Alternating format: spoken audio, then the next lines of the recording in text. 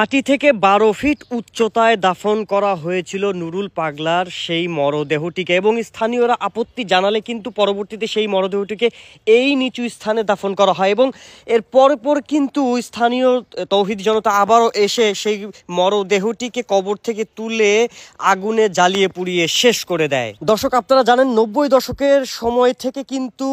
নুরুল পাগলা নিজেকে ইমাম মাহাদি হিসেবে দাবি করে আসছিলেন, এবং তারই ধারাবাহিকতায় সম্প্রতি তার ভক্তদের কাছে তিনি নিজেকে খোদা দাবি করতে শুরু করেন, এবং ভক্তদের মধ্যে অনেকেই কিন্তু তাকে খোদা হিসেবে মেনেই নিয়েছিলেন, এবং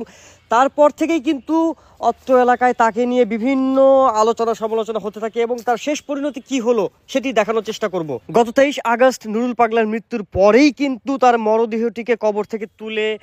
পুড়িয়ে ফেলার পর কিন্তু তার পুরো বাড়িতে ভাঙচুর চালিয়ে সবকিছু শেষ করে দেয় স্থানীয় তৌহিদি জনতা। এই হলো নিজেকে খোদা দাবি করার সর্বশেষ পরিণতি।